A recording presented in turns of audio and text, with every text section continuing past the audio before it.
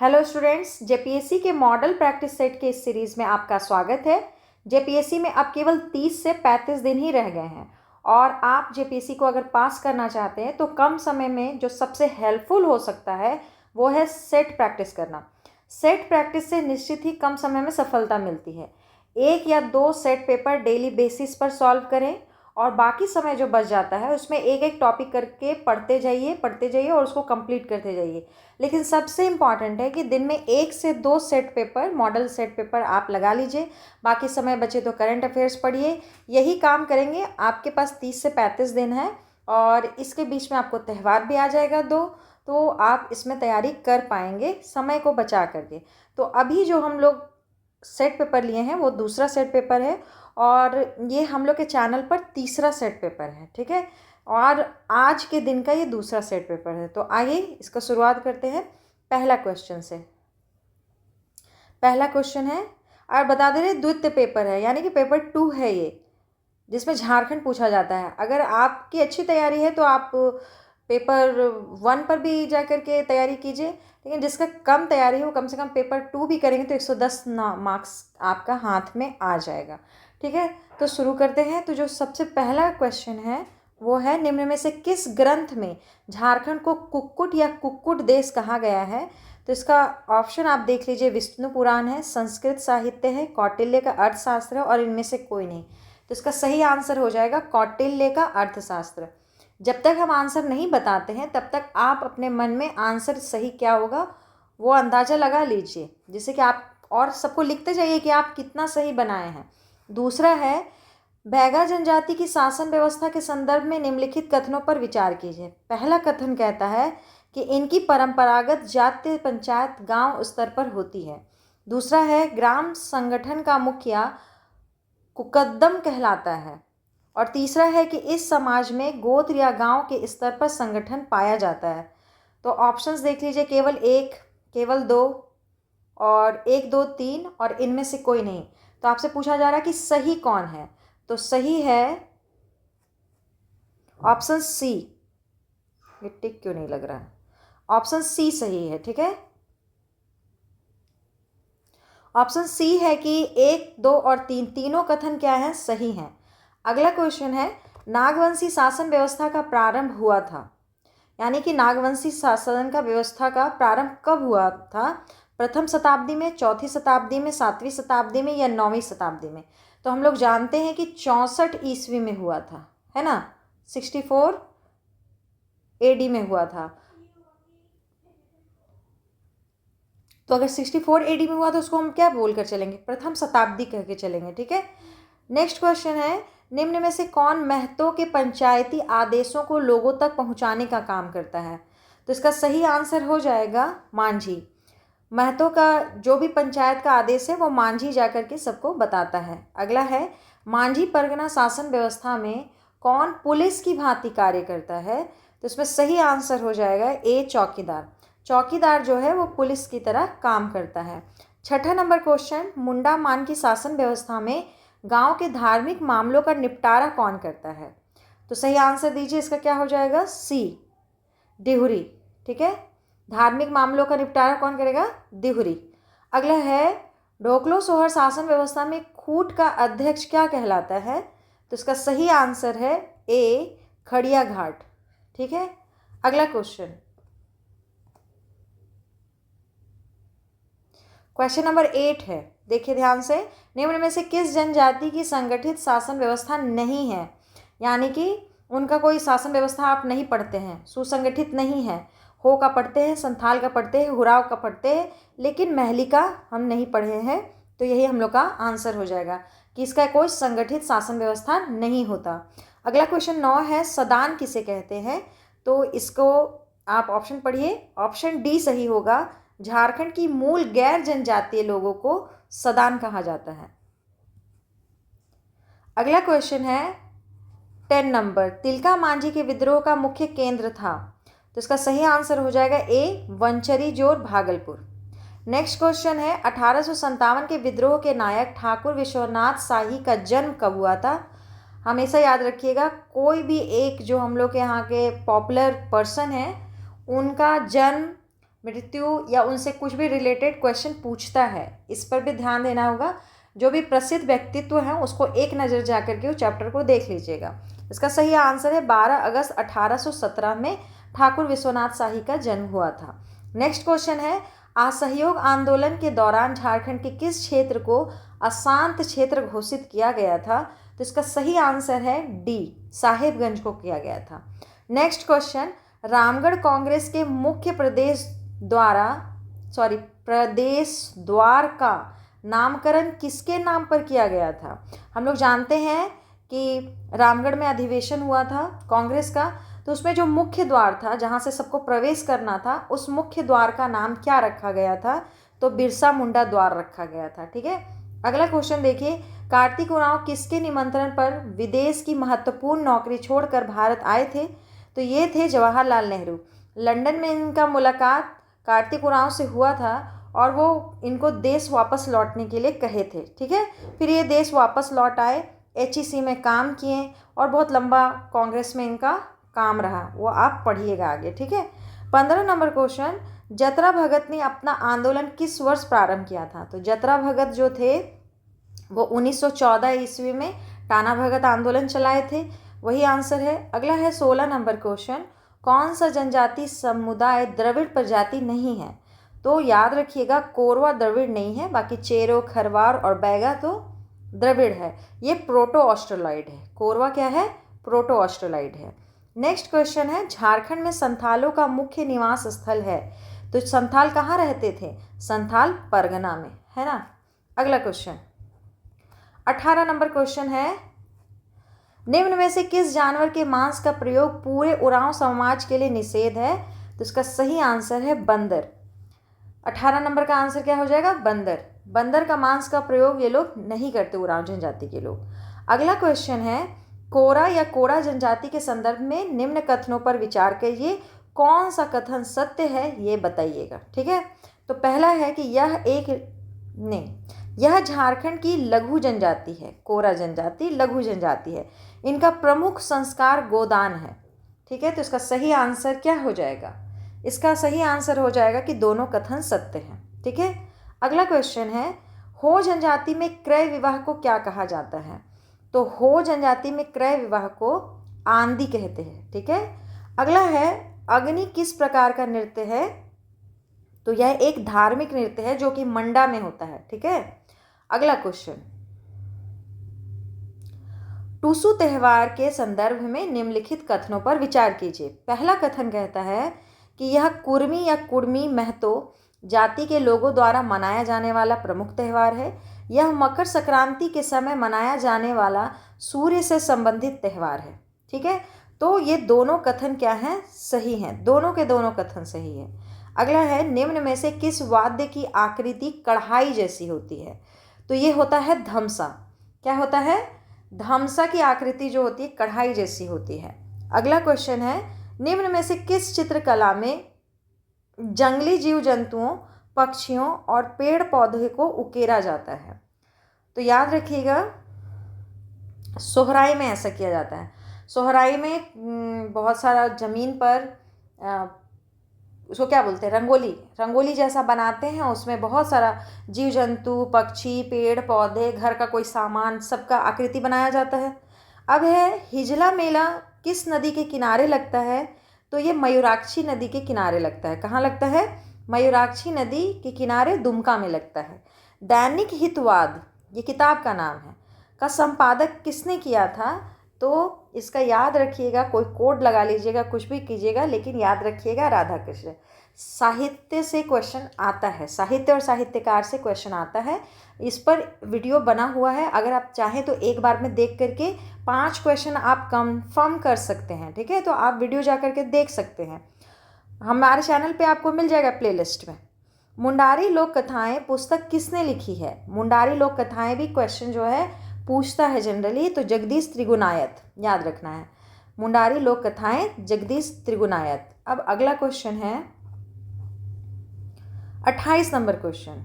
ठीक है, 28 number question कहता है कि झारखंड को भारत के कलात्मक नक्शे पर महत्वपूर्ण स्थान दिलाने वाले चित्रकार हरेन ठाकुर कहाँ के रहने वाले हैं? तो हरेन ठाकुर कहाँ के रहने वाले हैं, ऐसा क्वेश्चन आपसे पूछ रहा है, वो रांची के रहने वाले हैं। अब ध्यान दीजिएगा, इस बार आपको हरेन ठाकुर पूछेगा ऐसा कोई ज़रूरी नहीं है, लेकिन अभी बहुत सारे ऐसे खिलाड़ी जो कोई पुरस्कार लेकर आ रहे हैं, या किन्हीं को कोई सम्मान राष्ट्रपति के द्वारा मिल रहा है, या कोई बड़ा सम्मान, जो कि बहुत सारा सम्मान है, एक दो नहीं है, बहुत सारा पुरस्कार है, सम्मान मिल रहा है, वो चर्चित व्यक्ति हैं, तो उनका जगह पूछ सकता है आपसे। तो बस इतना लेके इसको करंट अफेयर से जोड़ के भी हम लोग चल सकते हैं। 29 नंबर है, खोटा साहित्य के डाह नाटक के रचनाकार कौन है? तो यह है सुकुमार जी। ठीक है, अगला क्वेश्चन देखते हैं। झारखंड विधानसभा में कितनी सीटें अनुसूचित जाति के लिए आरक्षित है? तो इसका सही आंसर है सी, 9। ठीक है, अनुसूचित जाति के लिए 9।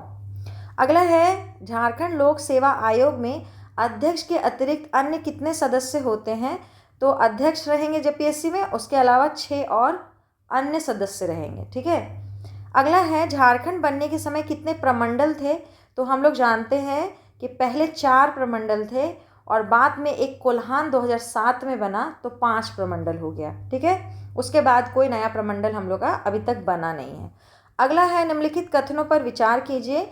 पहला कथन है कि झारखंड में न्यूनतम मजदूरी दर को 178 रुपये से बढ़ाकर 222 रुपये कर दिया गया।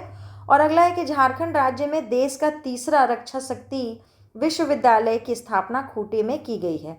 तो ये दोनों स्टेटमेंट पढ़ के बताइए कि दोनों में से कौन सा स्टेटमेंट सही है। तो ये सी सही है, 1 और 2 दोनों सही है। अगला है, झारखंड में डीम्ड टू बी विश्वविद्यालय की संख्या कितनी है? तो किताब में इसका आंसर दिया है 3, लेकिन मेरे हिसाब से भी 1 ही है। ठीक है, आपको जो पता हो उस हिसाब से आप कमेंट एक बार ज़रूर कीजिएगा इस क्वेश्चन के लिए। अगला है, कॉलेज ऑफ फॉरेस्ट्री कहाँ पर स्थित है? तो आप फॉरेस्ट्री सोच करके ऐसे नहीं चल जाइएगा जहाँ सबसे ज़्यादा जंगल होगा वही टिक लगाएंगे, नहीं, कॉलेज ऑफ फॉरेस्ट्री जो है वो रांची में है। अगला क्वेश्चन है 36 नंबर, भारतीय प्रबंधन संस्थान IIM रांची की स्थापना कब की गई थी? तो इसका आंसर हो जाएगा सी नंबर, 6 जुलाई 2010। इसको जैसे भी आप रट करके याद करना चाहते कर लीजिए, इस टाइप का क्वेश्चन पूछेगा ही पूछेगा। विश्व विजेता बनने वाला झारखंड का प्रथम शतरंज खिलाड़ी कौन है? तो ये है दीप सेन गुप्ता। ये विविध पढ़िएगा तो वहाँ ये कंप्लीट हो जाएगा। ठीक है, अगला है, हेलेन सोय किस खेल से संबंधित है? तो इसका सही आंसर है हॉकी। हॉकी से संबंधित है हेलेन सोय। ठीक है, अब हम लोग चलते हैं अगले क्वेश्चन पे। फटाफट जल्दी जल्दी सारा क्वेश्चन कंप्लीट कीजिए। JRD टाटा स्पोर्ट्स कॉम्प्लेक्स कहाँ स्थित है? तो JRD टाटा कहे तो जमशेदपुर भेज दीजिए। जयदीप सरकार किस खेल के प्रशिक्षक हैं? तो ये हैं वॉलीबॉल के प्रशिक्षक। ठीक है, नीलमणि खलको, विजय नीलमणि खलको किस खेल से संबंधित है? तो ये हैं एथलीट हैं ये। ठीक है, देखिए विविध जा कर के पढ़िए, उससे क्वेश्चन आपको नहीं भी तो 8-5 तो पूछ ही लेता है। और अगर आप खेल खिलाड़ी का वीडियो देखना चाहते हैं तो उसको भी जाकर देखिए, मेरे चैनल पर है, अभी हम लोग लेटेस्ट वीडियो बनाए हैं, अगर आप देखेंगे तो उससे आपको एकदम पक्का की फ़ायदा होगा। ठीक है, 42 नंबर क्वेश्चन, झारखंड राज्य में एकमात्र छावनी बोर्ड रामगढ़ में स्थित है। ठीक है, रामगढ़ जो जिला है अभी। झारखंड राज्य में पंचायती राज के त्रिस्तरीय व्यवस्था अपनाया गया है। ये दोनों कथन सही है, नो डाउट। ठीक है, अगला क्वेश्चन है, छोटा नागपुर काश्तकारी अधिनियम 1908 झारखंड के कुल कितने जिलों में लागू है? तो ध्यान से सुनिए कि हम लोग के पास एक CNT का है और एक SPT है। SPT संथाल परगना वाला, तो संथाल परगना में 6 जिले हैं, और CNT पूरे बाकी 6 को छोड़ के, तो आप 24 में से 6 घटाइए तो बचेगा 18। ठीक है, छोटा नागपुर काश्तकारी अधिनियम बनाने का मुख्य उद्देश्य था। अगर CNT एक्ट को लाने का ज़रूरत पड़ा तो पड़ा क्यों, ये आपसे पूछ रहा है। मजदूरी के हितों की रक्षा करना, भूमि पर अवैध कब्जों को रोकना, मुंडाओं एवं उराओं की भूमि की बिक्री को बढ़ावा देना, उपरोक्त सभी। तो सोच के बताइए, ये रटने लायक क्वेश्चन नहीं है, ये अपने से सोचने लायक क्वेश्चन है। तो जो नहीं भी जानते होंगे वो भी सही टिक लगाएंगे कि भूमि पर अवैध कब्जों को रोकना। इनकी भूमि, ये सीधे साधे लोग थे, इनकी भूमि को कोई कुछ भी अपने हिसाब से चला रहे थे, इसीलिए ये एक्ट लाना पड़ा। अगला है छोटा नागपुर काश्तकारी अधिनियम 1908 किस तिथि को लागू किया गया। ये रटा ही होना चाहिए, ये ऐसा नहीं है कि आप यहाँ रहें और आप इसके बारे में ना जानें। ठीक है, तो इसका सही आंसर है 11 नवंबर 1908। अगला है निम्न में से किस प्रमंडल में छोटा नागपुर काश्तकारी अधिनियम 1908 लागू नहीं है। मतलब कि आपसे पूछ रहा है कि कहाँ सीएनटी लागू नहीं है, तो जहाँ एसपीटी लागू है वहाँ सीएनटी लागू नहीं है, तो क्या हो जाएगा, संथाल परगना में नहीं लागू है क्योंकि वहाँ तो एसपीटी चलता है, तो वहाँ सीएनटी को कोई वैल्यू नहीं है। अगला है संथाल परगना काश्तकारी अधिनियम 1949 झारखंड के कुल कितने जिलों में लागू है। अब ये आपसे एसपीटी के बारे में पूछ रहा है, तो हम लोग को पता है कि एसपीटी संथाल परगना में 6 जिलों में लागू है। अगला क्वेश्चन है संथाल परगना काश्तकारी अधिनियम 1949 में नियमावली के अंतर्गत कुल कितने नियम बनाए गए हैं। कितने नियम हैं इसका संख्या आपसे पूछ रहा है, तो 15 नियम बनाए गए हैं। ठीक है, एसपीटी के अंतर्गत 15 नियम हैं। चलिए, अब इस तरह से अगर आप सेट बनाएंगे तो सोचिए जो सीएनटी एसपीटी आपसे नहीं होता था वो भी आप कवर कर पाएंगे। तो अब हम लोग 49 नंबर क्वेश्चन देखते हैं। झारखंड सरकार द्वारा 2016 में संथाल परगना काश्तकारी अधिनियम 1949 के निम्न में से किस धारा में संशोधन प्रस्तावित किया है। तो इसका सही आंसर हो जाएगा 49 नंबर का सी नंबर। ठीक है, थोड़ा समय हम आपको देंगे ताकि आप भी अपने हिसाब से आंसर लगा पाएँ, नहीं तो लगेगा कि सब जल्दी जल्दी हो गया। 50 number Santhal Pargana inquiry committee का गठन किस वर्ष हुआ था। तो याद रखिएगा इंक्वायरी कमेटी 1937 में ही बना था। कब बना था, 1937 में ही बना था। झारखंड की कुल कितने जिले पश्चिम बंगाल की सीमा को स्पर्श करते हैं। तो याद रखिएगा कि झारखंड बिहार से भी 10 जिला स्पर्श करता है और पश्चिम बंगाल से भी झारखंड अपने 10 जिलों के साथ अटैच है। ठीक है, निम्न में से किसकी तुलना दक्षिण पठार की मेसा आकृति से की जाती है। तो याद रखिएगा पाट क्षेत्र की, किसकी, पाट क्षेत्र की। अगला है झारखंड की जलवायु कैसी है। तो हम लोग सभी जानते हैं कि हमारी जलवायु उष्णकटिबंधीय मानसूनी है। अगला क्वेश्चन है दामोदर नदी कहाँ से निकलती है। बहुत फेवरेट क्वेश्चन है, तो इसके लिए पहला ऑप्शन सही है, चूल्हा पानी, टोरी, लातेहार। किस नदी को रामायण में सुमागधी कहा गया है। तो याद रखिएगा किसको कहा गया है, सकरी नदी को सुमागधी कहा गया है। और याद रखिएगा कि झारखंड की एकमात्र नदी जो कि अपना मार्ग बदलने के लिए बहुत कुख्यात है। ठीक है, कुख्यात है एकदम, खूब मार्ग बदलती है और बहुत तबाही लाती है हमारे झारखंड में। ऐसे कोसी को भी कहते हैं कि वो भी मार्ग बदलती है, लेकिन वो हमारे झारखंड में है नहीं, तो हम उसके बारे नहीं जानते। सकरी नदी झारखंड में रास्ता चेंज करती है, जिसके चलते इसको जाना जाता है। 56 है कोनार बांध कब एवं किस नदी पर बनाया गया था। तो याद रखिएगा कोनार बांध कोनार नदी पर ही बना था, तो एक ही ऑप्शन है। और अगर 1954 याद है तो बहुत अच्छा, नहीं याद है तब भी आप आंसर तक पहुंच जाएंगे। अगला है चंद्रपुरा विद्युत शक्ति गृह किस जिले में स्थित है। तो चंद्रपुरा नाम से आप इसको पकड़िए, कहाँ जाएगा, बोकारो। अगला है उसरी जलप्रपात किस जिले में है। तो याद रखिएगा उसरी गिरिडीह में है। उसरी कहाँ है, गिरिडीह में है। अगला है झारखंड में चावल उत्पादन प्रमुख जिलों में आप किसे शामिल नहीं करेंगे। यानी कि आपको लगता है कि चावल का उत्पादन यहाँ अच्छा नहीं होता होगा, तो धनबाद, क्योंकि इंडस्ट्रियल एरिया है पूरा, तो यहाँ पे कोई भी उपज थोड़ा ज़्यादा अच्छा नहीं ही होगा। झारखंड के कुल वनों का कितना प्रतिशत सुरक्षित वन है, ये क्वेश्चन आपसे पूछ रहा है। तो 60 का आंसर हो जाएगा 81.27%। कितना सुरक्षित है, कितना आरक्षित है, सब याद रखना चाहिए। अगला है हजारीबाग अभ्यारण्य किस जिले में स्थित है। तो हजारीबाग अभ्यारण्य हजारीबाग में ही है। अगला है दलमा अभ्यारण्य किस पशु की बहुलता है दलमा में। तो दलमा जो अभ्यारण्य है पूर्वी सिंहभूम में पड़ता है और यहाँ हाथी की बहुलता है। ठीक है, यहाँ हाथी परियोजना भी चला था। अगला क्वेश्चन देखिए झारखंड का सबसे बड़ा उद्यान कौन सा है। तो हम लोग जानते हैं हम लोग का सबसे बड़ा पलामू अभ्यारण्य है। अगला क्वेश्चन 64 झारखंड में मैग्नीज किस किस्म की चट्टानों से प्राप्त होती है। तो ये होता है धारवाड़। ठीक है, धारवाड़ से हम लोग को लॉ एस्क मिलता है, मैग्नीज भी उसी में मिलता है। फेल्सपार का मुख्य उत्पादन जिला कौन सा है। तो फेल्सपार कहाँ मिलता है वो बताइए। ये हम लोग को मिल जाएगा गिरिडीह में, फेल्सपार गिरिडीह। ठीक है। अगला क्वेश्चन, झारखंड सरकार की 2016 की औद्योगिक नीति के लागू रहने का समय बताइए। तो ये कब तक लागू रहेगा? 10 वर्ष तक। औद्योगिक नीति कितने वर्ष के लिए? 10 वर्ष के लिए, जबकि ये सही नहीं है। सोच के देखिए कि पूरा राज्य उद्योग के से ही चल रहा है और औद्योगिक नीति 10 साल के लिए लाए हैं, और पिछले बार तो उससे भी ज़्यादा समय लगा दिए थे। ऐसे जितना दुनिया बदल रहा है, जितना हर चीज़ बदल रहा है, उस हिसाब से 10 साल का नहीं 5-5 साल का ही लेके चलिए तो ज़्यादा अच्छा रहता। 67, झारखंड सिंगल विंडो क्लियरेंस कानून लागू हुआ था। कब लागू हुआ था? तो 2015 में। और ऐसा करने वाला झारखंड एकमात्र उस समय राज्य था कि वो सिंगल विंडो क्लियरेंस देता था। अब अगर सिंगल विंडो क्लियरेंस के बारे में आप नहीं जानते हैं तो जान जाइए कि बहुत सारा कंपनी लगाने के लिए क्या करना पड़ता था? लाइसेंस करना पड़ता था। उसमें लाइसेंस हर डिपार्टमेंट पर फंसा रहता था, तो यहाँ उद्योग धंधा ज़्यादा डेवलप नहीं हो पाया। तो उसको कहा गया कि हम आपको एक सिंगल विंडो देंगे जहाँ जितना भी फॉर्म होगा, चाहे पर्यावरण से रिलेटेड, चाहे कोई बैंक से रिलेटेड, आर्थिक, कुछ भी, वो यहीं पर आपका सब सॉल्व हो जाएगा। आपको 10 जगह घूमने की ज़रूरत नहीं पड़ेगा। यही था और कुछ नहीं।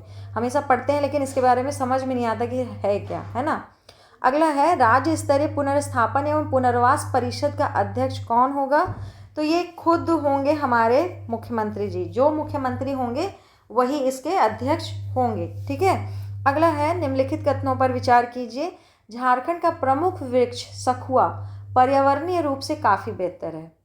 हाँ है। झारखंड में पर्यावरण के संरक्षण हेतु बंजर भूमि का चुनाव किया जाता है। हाँ, किया जाता है। तो 69 का दोनों आंसर क्या है?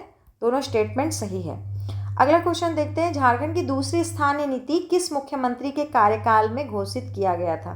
स्थानीय नीति, तो इसका सही आंसर हो जाएगा सी, रघुवर दास के समय। किनके समय? रघुवर दास के समय। अब अगला क्वेश्चन देखते हैं, पुनर्स्थापन एवं पुनर्वास योजना के तहत प्रशासक इससे संबंधी आपत्तियों पर विचार के कितने दिनों के भीतर सर्वेक्षण के ब्यौरों को राज्य सरकार को भेज देगा? ठीक है। तो जब प्रशासक इस पर कोई आपत्ति नहीं है, विचार हो गया है, तो 15 दिनों के भीतर इसको भेज देगा। अगला है, करगाली नामक स्थान या करगली निम्न में से किसके लिए प्रसिद्ध है? तो आंसर तो दिया है कोयला खाद्यान्नों में भाग, लेकिन करगली तो कोलवासरी है ना, और प्रसिद्ध कोलवासरी है, तो इसको कोलवासरी चलाते हैं, लगा के चलते हैं हम लोग। अगला है, भारत के सिल्क उत्पादन में झारखंड की हिस्सेदारी कितनी है? सिल्क उत्पादन में कितनी है? इसका देखिए, अभी जो भी है इसको यहाँ लगा लीजिए टिक, लेकिन इसको याद कर लीजिएगा, डाटा चेंज होते रहता है। ठीक है। यहाँ तो 7% लिख के रखा था बुक, लेकिन आप इसको 7% मत लगाइए। आप इसका नया डाटा देख लीजिएगा, आर्थिक सर्वेक्षण का जो बुक होगा उसमें ये मिल जाएगा, क्योंकि सिल्क में हम लोग आगे बढ़े पीछे बढ़े, क्या हुआ, उस सब के बारे में आर्थिक सर्वेक्षण के बुक में दिया रहता है। डाटा एकदम नया देख के जाना चाहिए एग्जाम में। अगला है, garden ship rich ship builders and engineer limited diesel engine संयंत्र अवस्थित है? तो यह रांची में अवस्थित है। ठीक है। अगला क्वेश्चन देखिए, इस टाइप का क्वेश्चन जैसे 74 नंबर क्वेश्चन है, ये कभी नहीं बदलेगा। ठीक है, कभी नहीं। ये स्टैटिक जीके आपका है झारखंड का, ये कभी नहीं चेंज होने वाला। लेकिन हाँ, ये जो 73 नंबर है ये आपका चेंज होगा, कितना % है। कभी अगर अच्छा उत्पादन किया तो आगे बढ़ जाएंगे। अगर हम लोग इनोवेटिव कोई ढंग से जो भी इनोवेशन आ रहा है उसको अगर नहीं अपनाते हैं, कोई दूसरा राज्य अपना लेता है, तो उसका प्रोडक्शन आगे हो जाएगा, तो हम पीछे तो पक्का होंगे ही ना। अगर आप अपने में कुछ सुधार लाते हैं तब भी आप आगे बढ़ सकते हैं, और रुके हुए हैं तो अगर काम खराब करें तो पीछे जाएंगे, और अगर रुके हुए भी हैं तो पीछे जाने के चांसेस बढ़ जाता है। ठीक है। अब है 75, झारखंड में Tata iron and steel company की स्थापना कब हुई थी? तो ये क्वेश्चन इजी है, 1907 में हुई थी। अगला है, झारखंड के किस जिले में लाह का सबसे अधिक उत्पादन होता है? तो याद रखिएगा खूंटी में होता है। सबसे ज़्यादा उत्पादन खूंटी में होता है, इसमें कोई डाउट नहीं है। ठीक है। अब हम लोग आगे बढ़ते हैं, 77 नंबर क्वेश्चन, रोशनी योजना 2013 में आरंभ हुई जिसमें झारखंड के कितने जिलों को शामिल किया गया था? तो जब ये योजना आया होगा तब उस समय 6 जिला जोड़ा गया होगा। अब ये इतना पुराना क्वेश्चन तो आई थिंक आपसे नहीं पूछना चाहिए, लेकिन अगर पूछा तो देख लीजिए थोड़ा। राज्य सरकार के द्वारा राजीव गांधी विद्युतीकरण योजना का आरंभ किया गया था। कब किया गया था? तो इसका आंसर है 2005। और देखिए ये क्वेश्चन रट लीजिएगा, ये क्वेश्चन हम देखे हैं बहुत जगह, ठीक है। राज्य सरकार के द्वारा राजीव गांधी विद्युतीकरण योजना के बारे में पूछा है 2-3 जगह, तो 2005 इसको रट के चलिएगा। अगला है मुख्यमंत्री ग्राम सेतु योजना किस वर्ष शुरू हुई थी? तो याद रखिए राज्य बना ही था और तुरंत ही हुआ था, हम तो ऐसे ही याद करके रखते हैं, 2001। अगला है अन्नपूर्णा योजना के अंतर्गत उन लोगों को केंद्र सहायता प्रदान की जाती है जिनकी उम्र है 65 वर्ष से अधिक या 65 वर्ष, ठीक है, उसको अन्नपूर्णा योजना में मिलता है, चाहे वो किसी भी, मतलब कि कहने का मतलब कि ST/SC हों, OBC हों, कोई भी हो, सबको मिलेगा। अगला है किसान क्रेडिट कार्ड योजना के तहत प्रत्येक निकासी का पुनर्भुगतान कितने महीने के अंदर करना होगा? तो याद रखिएगा 12 महीने के अंदर ही करना है, मतलब कि याद करके चलिए साल भर में पैसा रिटर्न कर देना है, ठीक है। हम लोग अपना ऐसे ना बोलते हैं कोई चीज़ को कि साल भर में दे देना है, हाँ वही रट के चलिए तो याद आ जाएगा एग्ज़ाम हॉल में। अब हम लोग देखेंगे 82 का विचार कीजिए क्या क्या है। झारखंड में अधिकतर लोहा हेमेटाइट एवं कुछ मात्रा में मैग्नेटाइट लौह अयस्क से प्राप्त होता है। तो याद रखिएगा कि झारखंड में हेमेटाइट लौह अयस्क ज़्यादा पाया जाता है और पश्चिमी सिंहभूम में पाया जाता है। अब बहुत कम मात्रा में, एकदम थोड़ा, मतलब मान लीजिए कि 1-2% मुश्किल से मैग्नेटाइट मिलता है और वो पलामू के क्षेत्र में मिलता है। और एक चीज़ और याद रखिएगा कि मैग्नेटाइट ज़्यादा बढ़िया लौह अयस्क है, हेमेटाइट उससे उसका परसेंटेज थोड़ा कम आता है। लेकिन क्या करें, हमारे पास तो हेमेटाइट ही है और मैग्नेटाइट थोड़ा सा है, वो पलामू के क्षेत्र में आपको देखने को मिलेगा। झारखंड में कोयला निकालने वाली कंपनी बंगाल कोल कंपनी है। ये दुख तो अभी भी है, आप न्यूज़ में भी सुनते होंगे कि जितने भी नेताजी लोग हम लोग के हैं वो लोग यही बात का दुख में हैं कि कोयला हमारे यहाँ निकल रहा है, खदान हमारे यहाँ है और सारे बड़े बड़े अधिकारी कहाँ से आते हैं? कोलकाता से। तो यही चलते ना आते हैं। तो इसको याद रखिएगा कि ये C नंबर इसका सही आंसर हो जाएगा। अगला क्वेश्चन, झारखंड में पर्यावरण पर्यटन नीति 2015 को लागू करने के लिए गठन किया गया था। तो इसको मतलब पूरा बनाने के लिए, लागू करने के लिए गठित किया गया था इको टूरिज्म अथॉरिटी का। किसका गठन किया गया था? इको टूरिज्म अथॉरिटी का गठन किया गया था। अगला है झारखंड स्टार्टअप नीति 2016 कितने वर्षों तक प्रभावी रहेगा?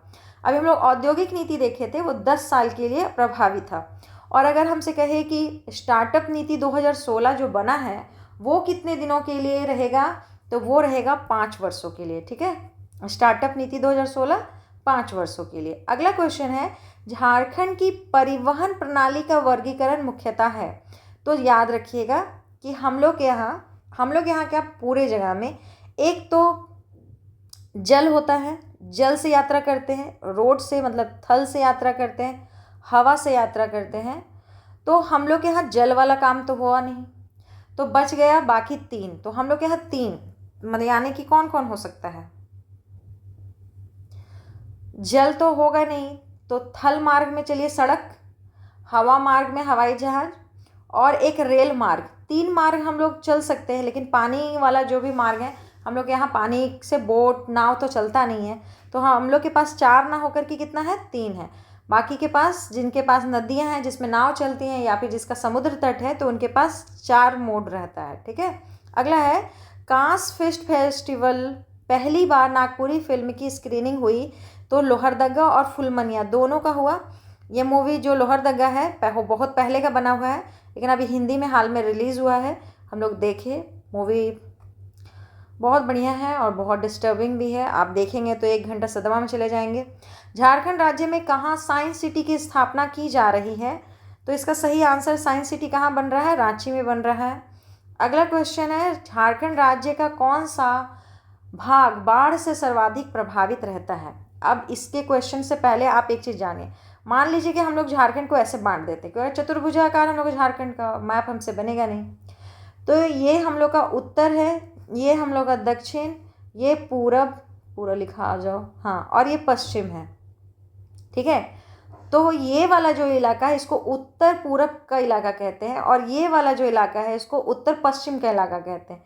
एकदम विडंबना देखिए कि यहाँ पर बाढ़ आता है और यहाँ पर सूखा पड़ जाता है, ठीक है।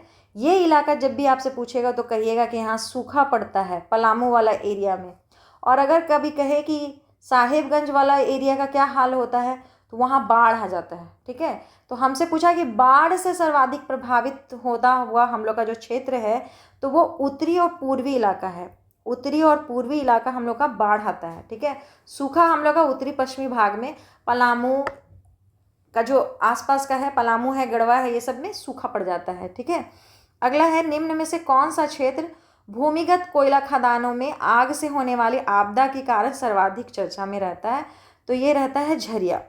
ऐसे हम लोग के घर के 2-3 मोहल्ला छोड़ करके वहाँ पर भी आग लगा रहता है ज़मीन पे, तो जब खाली पैर जाएंगे ना तो पैर जलता है, और रात के समय देखने से लगता है कि बिल्कुल आग का चारों तरफ आग आग दिखाई देता है, लाल लाल बिल्कुल। ठीक है, ये हम लोग अपने आँख से बचपन से देखते बड़े हुए हैं, इसलिए हम लोग के लिए कोई बड़ा बात नहीं है। 90 भूमि संबंधी आपदाएं हैं। भूमि संबंधी आपदाएं कौन कौन है? तो भूस्खलन है, भूकंप है, कीचड़ का बहाव, बांध का टूटना, खदान में आग लग जाना या धंस जाना, तो ये सभी हो सकता है। ठीक है, ये सभी भूमि संबंधी आपदाएं हैं, तो हम लोग सी को टिक लगा के चलेंगे। आपदा प्रबंधन के चरण है, तो देखिए आपदा प्रबंधन का चरण है कि कभी भी आपदा आए तो सबसे पहले हम क्या करें कि उससे कम क्षति हो ऐसा कोई काम करें, तो हम रोकथाम कर सकते हैं। उससे हमको जोखिम कम हो वैसा कर सकते हैं। और जब आपदा चली जाए तो वो जाएगी बिना आपका बर्बादी किए नहीं जाएगी, तब क्या करेंगे? प्रत्युत्तर या रिकवरी का काम करेंगे। तो तीनों काम करना पड़ेगा, तो उपयुक्त सभी इसका सही आंसर होगा। अगला है झारखंड का कौन सा क्षेत्र सर्वाधिक सूखा प्रभावित है? क्वेश्चन आ भी गया दूसरा। तो अभी हम लोग देखे थे कि हम लोग का उत्तरी पश्चिमी इलाका जो है वो सूखा प्रभावित है ना। उसका जस्ट ऑपोजिट जो हम लोग का उत्तरी पूर्वी भाग था वहाँ बाढ़ आ जाता है। अगला है झारखंड आपदा प्रबंधन विभाग द्वारा जिला स्तरीय सेंटर है। तो आपदा प्रबंधन विभाग जो कि झारखंड आपदा प्रबंधन विभाग द्वारा बनाया गया है वो है धनबाद, देवघर और जमशेदपुर। और अगर राज्य स्तरीय पूछता तो रांची। ठीक है, राज्य स्तरीय जो बनाया था वो हम लोग का सेंट्रल गवर्नमेंट आपदा प्रबंधन वाले बनवाए थे, तो वो रांची में बना था उसका सेंटर। और जो झारखंड आपदा प्रबंधन विभाग द्वारा जिला स्तरीय सेंटर बनाया गया वो पहला बनाया गया धनबाद, दूसरा देवघर में और तीसरा जमशेदपुर में। ठीक है, अब अगला चलते हैं। हाल ही में झारखंड के किस मंदिर का बखान, यहाँ ना प्रिंटिंग मिस्टेक है, ये गलत है, मंदिर का बखान और ऐतिहासिक प्रमोशनल वीडियो का लोकार्पण किया गया है? तो पहाड़ी मंदिर का। ठीक है, इसको याद रखिएगा, ये उस समय का था करंट अफेयर्स। अभी आपको अभी जो चल रहा है उससे पूछेगा क्वेश्चन। अगला है झारखंड वन सर्वेक्षण रिपोर्ट 2019 के अनुसार क्षेत्रफल की दृष्टि से सर्वाधिक वन क्षेत्र वाला जिला कौन सा है? तो ये अभी भी पश्चिमी सिंहभूम ही है, लेकिन याद रखिएगा सर्वेक्षण रिपोर्ट जो आया है सब परसेंटेज में और कुछ कुछ में चेंज हुआ है। तो इस क्वेश्चन सेट से आप इतना जानिए कि हमको वन सर्वेक्षण रिपोर्ट 2023 देख के जाना है। ठीक है, देखिए सेट बनाने का ही मीनिंग है कि आप अंधाधुंध सारा क्वेश्चन रट नहीं लीजिएगा। जो क्वेश्चन ऐसा है कि जो पहले के हिसाब से करंट अफेयर्स में पूछा गया है, अब हमको उस जगह को रिप्लेस करना होगा कि यहाँ 2019 है तो 2023 जो भी अब हम लोग को सबसे पहले डाटा मिला है, अभी एकदम न्यू मिला है, उसको हमको देख के जाना होगा। अगला है 31 दिसंबर 2019 को झारखंड के प्रोटेम स्पीकर किसे नियुक्त किया गया? तो उस समय स्टीफन मारांडी को किया गया था। फिर बता रहे कि करंट अफेयर का क्वेश्चन है, इसको हम लोग अभी के हिसाब से क्वेश्चन रिप्लेस होगा आपका। अगला है 97 नंबर क्वेश्चन, इसको पढ़िए। झारखंड के किसानों को राज्य सरकार 1 साल की अवधि के लिए ब्याज रहित कृषि ऋण उपलब्ध करा रही है। उड़ान योजना के तहत जमशेदपुर, बोकारो और दुमका से विमान सेवा भरा जाएगा। देखिए कब बनता है, तो दोनों स्टेटमेंट सही है। रात्रि पाठशाला पुस्तकालय सह केंद्र कहाँ शुरू किया गया है? तो इसका सही आंसर हो जाएगा सी, मांडर में। ठीक है, अगला क्वेश्चन है हाल ही में आयोजित अंतर्राष्ट्रीय वेट लिफ्टिंग जो कि थाईलैंड में हुआ था प्रतियोगिता में झारखंड के किस खिलाड़ी ने स्वर्ण पदक जीता है? देखिए ये क्वेश्चन पूछता है जो कि अंतर्राष्ट्रीय स्तर पर कोई भी पुरस्कार आया है तो उस पर क्वेश्चन पूछा जाएगा। तो इसका सही आंसर उस समय के हिसाब से था राहुल कुमार, ऐसे जीत के आए थे। अगला क्वेश्चन है निम्नलिखित में से कौन सा कथन सत्य है? अब दोनों कथन पढ़िए। देवघर में 2020 तक हवाई अड्डा का निर्माण कराने का लक्ष्य रखा गया है। झारखंड की राजधानी रांची में पहली बार वैश्विक निवेशक सम्मेलन 2017 का आयोजन किया गया था। तो इसका भी सी सही है कि दोनों के दोनों कथन क्या है, सही हैं। इस तरह से 100 क्वेश्चंस कंप्लीट हो गए, सेट कंप्लीट हो गया। इसमें आप जो भी नोटिस किए हों, जो भी टॉपिक नोटिस किए हों, वो टॉपिक आप पढ़ करके तैयार कर लीजिए। ठीक है, थैंक यू।